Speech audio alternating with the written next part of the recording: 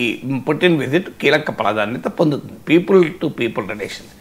ఇక కీలకమైంది ఇప్పుడు అంటే ముఖ్యమైనది ఇప్పుడు ఈ S-400 S-500 ఈ మిసైల్ డిఫెన్స్ పైన అగ్రిమెంట్ కుదురుతుంది అని. ఎందుకంటే S-400 మన ఆపరేషన్ సింధూర్లో చూసాం. ఇది మిసైల్ డిఫెన్స్ సిస్టమ్. అంటే శత్రు దేశము మిసైల్ రాకెట్లను విమానాలను ప్రయోగిస్తే ముందుగానే పసిగట్టి వాటిని అటాక్ చేసే వ్యవస్థను మిసైల్ డిఫెన్స్ సిస్టమ్ అంటారు. ఈ మిసైల్ డిఫెన్స్ సిస్టమ్ అనేది భారతదేశానికి చాలా కీలకం. ఇప్పుడు ఇజ్రాయెల్కు ఐరన్ డోమ్ అని, ఇప్పుడు ట్రంప్ గోల్డెన్ డోమ్ అని అంటున్నాడే.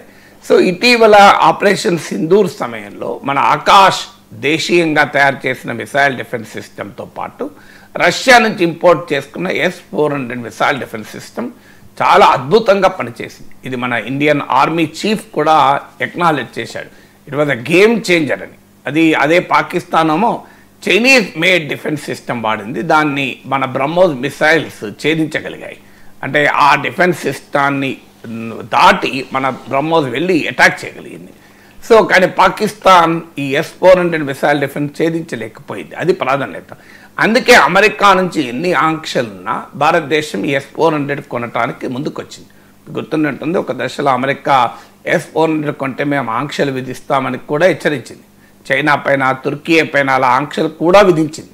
దాన్ని కార్సా చట్టం అంటారు, countering American adversaries through sanctions act అని. కార్సా చట్టం ఆధారంగా ఆంక్షలు విధించింది. కానీ ఆంక్షల్ని కూడా మనం ఎదుర్కొని కొన్నాము. అయితే మనం 5 S-400 ఆర్డర్ ఇస్తే 2నే ఇప్పటి వరకు సప్లై అయ్యాయి. ఎందుకంటే ఇటీవల కాలంలో రష్యా గత 4 ఇయర్స్గా ఉక్రెయిన్ వార్లో కూరుకుపోయి ఉండడం వల్ల Russian defence industry, military industry సొంత అవసరాలకు ఉత్పత్తి చేసే పనిలో పడింది. అందువల్ల డిలే అవుతున్నది.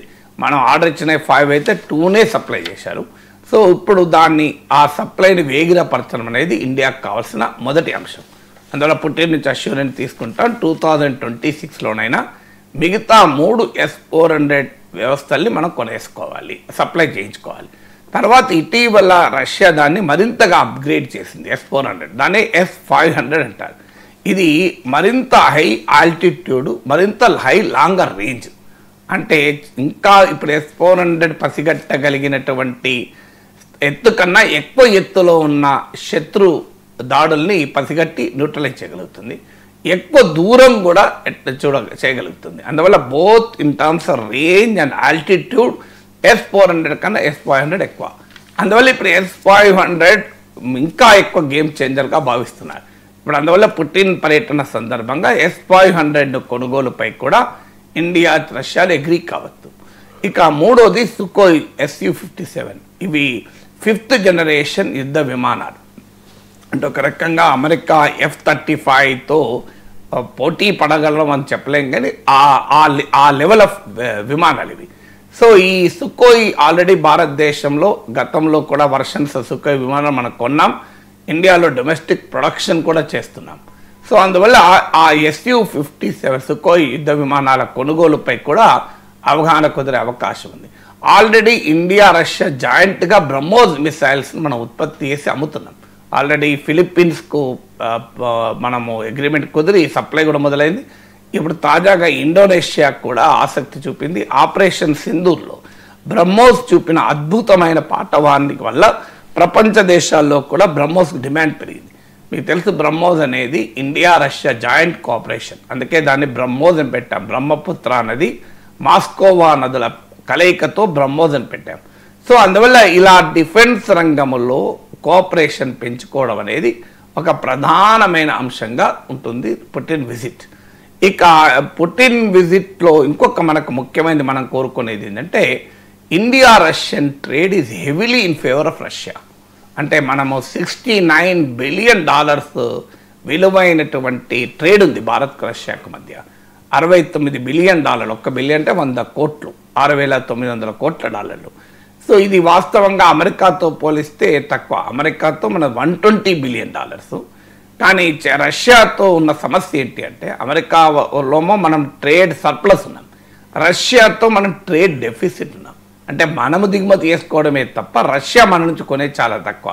ఇప్పుడు ఉదాహరణకి $69 బిలియన్ ఆఫ్ ట్రేడ్లో 92% రష్యన్ ఎక్స్పోర్ట్సే. అంటే మనం ఇంపోర్ట్ చేసుకునేదే ఎక్కువ, రష్యా మనకు ఎగుమతి చేసేదే, మనం అమ్మే చాలా తక్కువ. ఇది ట్రేడ్ ఇంబ్యాలెన్స్ అంటారు దీన్ని మార్చుకోవాలి. ముఖ్యంగా అమెరికాతో ట్రేడ్ టెన్షన్స్ నేపథ్యంలో మనము మన ఎక్స్పోర్ట్స్ పెంచుకోవాలి అంటే ఇతర దేశాల మార్కెట్లను మనం కైవశం చేసుకోవాలి. రష్యా కూడా ముందుకు వస్తుంది, ఇండియా నుంచి మేము ఎక్కువ వస్తువులు కొంటామని. రష్యా కూడా అవసరాలు కూడా ఏర్పడుతున్నాయి. ముఖ్యంగా టెక్నాలజీ రంగంలో, స్పేర్ పార్ట్స్ రంగంలో వెస్ట్రన్ శాంక్షన్స్ ఉన్నాయి కనుక ఇప్పుడు ప్రధానంగా చైనా నుంచి కొంటున్నారు, మన నుంచి కూడా కొనాలి అనేది రష్యా ఆలోచన. రష్యా అవసరాలు ఉన్నాయి, మనకు అవసరాలు ఉన్నాయి. ఎందుకంటే India Russia trade is heavily in favour of Russia. ఇంతకుముందు చెప్పినట్టు 92% అందులో రష్యన్ ఎక్స్పోర్ట్సే. సో దీన్ని సవరించుకోవాలన్నది ఇండియా లక్ష్యం. అదే సమయంలో రష్యా లక్ష్యం ఏంటి? ఇవన్నీ ఇప్పటిదాకా నేను ఇండియా డిమాండ్స్ పెట్టాను. రష్యా ఏం కోరుకుంటుందంటే ఎనర్జీ కోఆపరేషన్ కంటిన్యూ చేయాలని. ఇప్పుడు ఆల్రెడీ మీకు రష్యన్ కంపెనీస్ అయిన రోస్నెట్ అండ్ లూకాయిల్ పైన అమెరికా ఆంక్షలు విధించింది. సో అమెరికా ఆంక్షల వల్ల రష్యా నుంచి ఆయిల్ ఇంపోర్ట్స్ తగ్గుతున్నాయి. సో ఇది గణనీయంగా తగ్గుతున్నాయి మీ గతంతో పోలిస్తే. సో దాన్ని నిలబెట్టుకోవాలి అని, అంటే ఆయిల్లో కాకపోతే మరో రకంగా ఇప్పుడు ఎల్ఎన్జీ ఉంది,